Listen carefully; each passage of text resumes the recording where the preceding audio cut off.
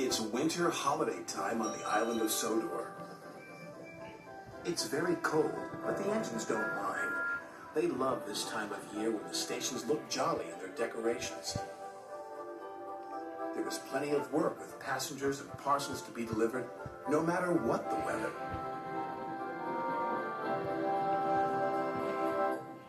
Driver says there's more snow on the way, said Edward. We'll soon be wearing our snow plows, said James. You'll enjoy that, won't you, Thomas? Teased Henry. You know I won't, said Thomas. I don't like my snow plow.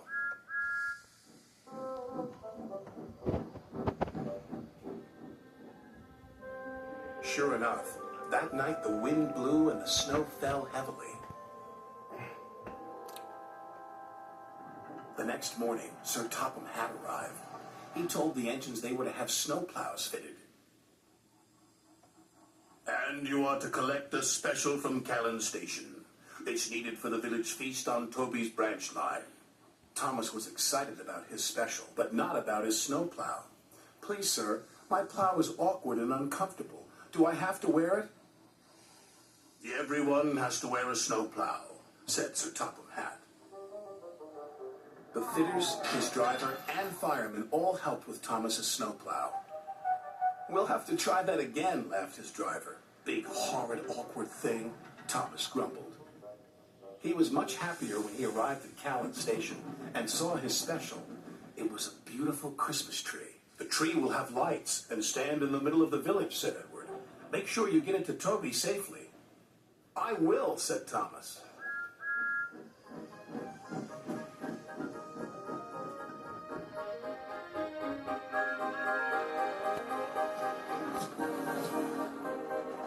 Thomas arrived at Maithwaite, and Toby was very happy to see him. The villagers will be delighted with this tree, Toby said. I'm glad you have your snowplow.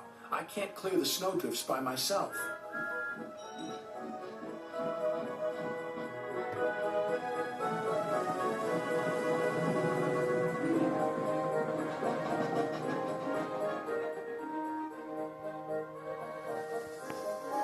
Thomas couldn't see. There was a huge rock buried under the snow.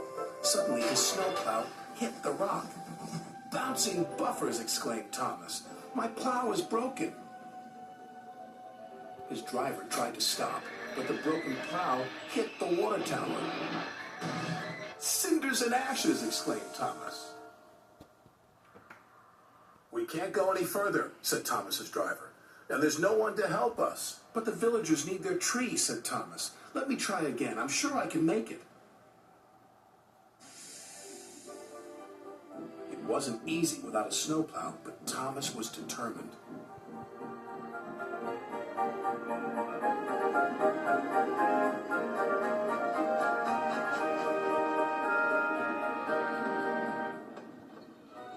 He pushed, and he pushed, and he pushed.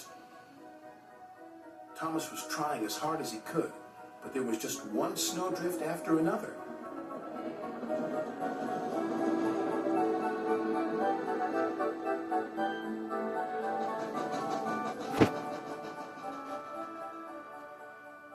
Finally, Thomas and Toby were pulling into the village station. Thomas whistled and the villagers cheered when they saw their beautiful tree. Hooray, they said, hooray! The next day, Sir Topham Hatt sent for Thomas. Thomas was worried. What would Sir Topham Hatt say about his broken snowplow? But Sir Topham Hatt wasn't cross. He was very pleased.